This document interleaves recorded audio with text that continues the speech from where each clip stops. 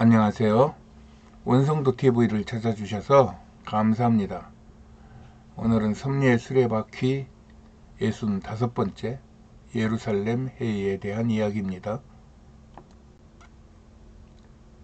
결국 갈라디아서의 갈라디아 교회와 바울의 갈등은 예루살렘에까지 소문이 났어요. 이로 인해 예루살렘의 사도들은 갈라디아 교인들과 안디옥 교회의 바울을 불러 진상을 조사하게 되는데, 이것이 신약 최초의 세계 종교회의였던 예루살렘 회의입니다. 여기서 잠깐 이 당시의 세상을 들여다보겠습니다. 당시 세상은 혼란의 세상이었죠. 예루살렘이 망한 후 약 400여 년 동안 마치 이스라엘이 애굽에 종살이 했던 것처럼 성경에 기록이 없어요. 다만 캄캄한 그런 침묵과 암흑이 있었던 시대입니다. 이때는 페르시아, 헬라, 로마 같은 제국이 이어서 세상을 통치하며 유대인들의 구약적 생활과는 전혀 다른 그런 세상이 벌어진 거예요. 그러는 동안에 유대인들은 포로로 잡혀 이방인으로 끌려간 자, 또 스스로 다른 나라로 도망한 자, 또 그 땅에 남아있는 자들로 나뉘어 갖은 수모와 약탈을 당하였죠. 거기에 기라성 같은 수많은 사상가들, 히포크라테스, 소크라테스, 피타고라스, 탈레스, 석가, 공자 같은 현자들이 우주, 인간, 신 이런 것들에 대하여 근원적인 사조를 만들며 인륜, 종교, 과학, 의료 등의 각 분야에서 기초 이론들이 막 세워지기 시작했던 때였어요. 이때 범상치 않은 소문과 함께 태어난 예수의 행적과 십자가 사건과 부활에 이은 오순절 사건과 그로 인하여 생겨난 그리스도인들이 세상에 복음으로 퍼져나가는 상황에 세상은 소용돌이가 치고 있었던 때입니다. 이런 용광로같이 들끓는 세상에서 일어나는 일들을 세상은 어떻게든 설명하려고 했던 거예요. 이러한 때 세상에 똑똑하다고 스스로 인정받고 싶은 사람들은 이런 기본적인 이론들과 세상의 사건들을 이용하여 자신들의 이론을 막 세워나가고 있는 때였어요. 그래서 어떤 사람들은 알아야 구원받는다 그러고, 또 다른 사람들은 믿어야 구원받는다 그러고, 또 다른 사람들은 똑바로 살아야 구원받는다고 하네요. 또 다른 사람들은 성령 체험을 강조하며 자신들이 믿고 있는 것만 옳고 다른 것들은 틀리거나 열등하다고 주장하던 시기였어요. 이들이 섞여 서로 본인들도 헷갈릴 정도의 주장으로 서로 반박하고, 그러다가 예수 공동체를 흔들었던 것이 사도행전, 갈라디아서, 데살로니가, 로마서 같은 바울 서신의 곳곳에 나타납니다. 지금 갈라디아 교회도 이런 혼란 속에서 성도들이 정신을 못 차리고 있는 것이에요. 성경에서 이들에 대한 말씀을 찾아보면은 요한복음 8장 44절, 너희는 너희 아비 마귀에게서 났으니 저가 거짓말장이요 거짓의 아비가 되었습니다. 고린도후서 11장 31절, 내가 그리스도 안에서 참말을 말하고 거짓말을 아니하노라. 골로새서 3장 9절, 너희가 옛사람과 그 행위를 벗어버리고 서로 거짓말을 하지 마라. 디모데전서 4장 2절, 자기 양심이 화인 맞아서 외식함으로 거짓말하는 자. 디도서 1장 12절, 그리스도인들은 항상 거짓말장이다.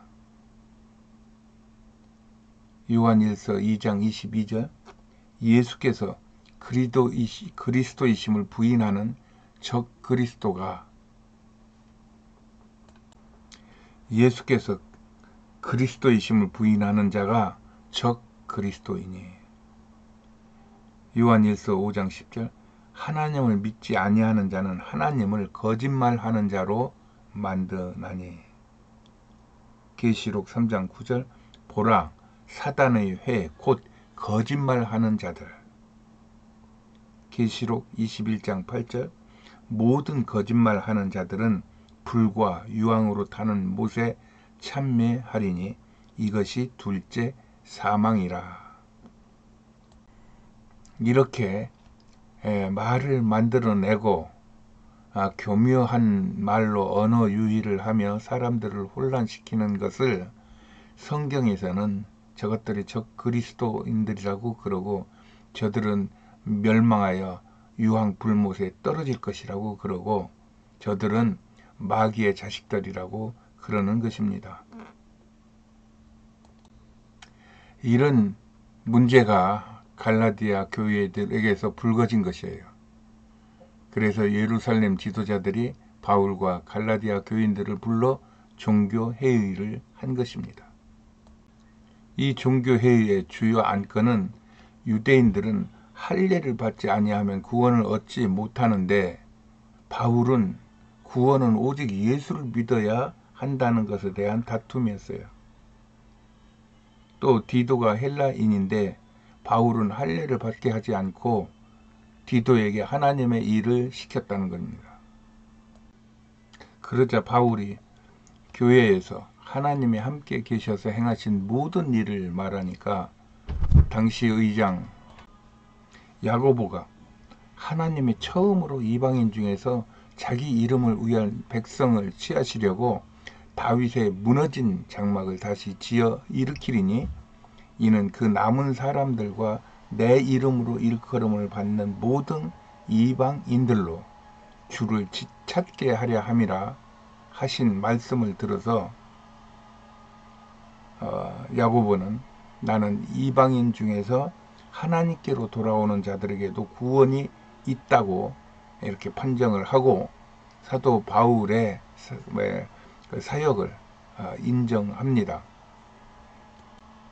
그러면서 교회는 다만 우상의 더러운 것과 음행에 목매어 죽인 것과 피를 멀리하라고 편지하자며 회의를 마칩니다. 이런 예루살렘 종교 회의를 묵상하며 예전의 일을 떠올리게 됩니다.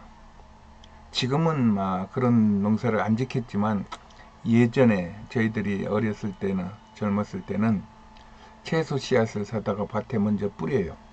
그러면 싹이 막 납니다. 그러면은 이것이 제대로 농작물이 되게 하기 위해서 그 중에서 튼튼하고 실한 것을 남겨놓고 나머지 약한 것들을 다 제거를 해줍니다. 그렇게 하여 좋은 채소로 가꾸던 일이 생각이 납니다. 이렇게 교회도 세워지기 위하여 잉태하고 출산의 산고를 겪으며 출산 이후에도 잘 보살피고 양육하여 영혼을 구원하고 하나님의 나라를 넓혀가는 이런 것을 생각하게 되었어요. 그리고 이 일은 선교를 위한 또 다른 잉태를 하는 것과 같은 것이구나 라는 생각이 들었습니다. 이에 예루살렘 교회는 초대교회의 회의에서 이단 논쟁을 은혜롭게 마무리하고 교회는 여러 말로 그간의 갈등에 대하여 바울과 갈라디아 성도들을 위로하고 권면하여 굳게 하고 각기 자기 자리로 돌아가게 합니다. 그리고 바울과 바나바에게 신라를 합류시켜 선교팀을 보강하여 안디옥으로 다시 보내어집니다. 그렇게 하여 바울은 안디옥에서 오랜 동안 있었다고 말씀을 하면서 사도행전 14장이 끝납니다. 여기서 선교사와 교회의 관계를 생각해 보는 거예요. 예, 선교사는 교회의 파송도 중요하고 또 하나님의 그 어떤 은사도 중요하지만 정말로 그 중심에서 하나님께서 나를 부르시고 하나님께서 나에게 이런 일을 시키셨다고 하는 그 소명과 사명이 뚜렷할 때 그는 선교사로서의 모든 일을 거짓 없이 자신 있게 행할 수 있으며 이런 때 하나님은 역경도 주시지만 그것을 풀어갈 그런 길도 열어주신다는 것입니다. 또 교회도 이런 하나님의 나라의 일에 어떤 문제가 생겼을 때 그것을 한 마음으로 정말 하나의 믿음으로 그것을 의논하고 또 그것을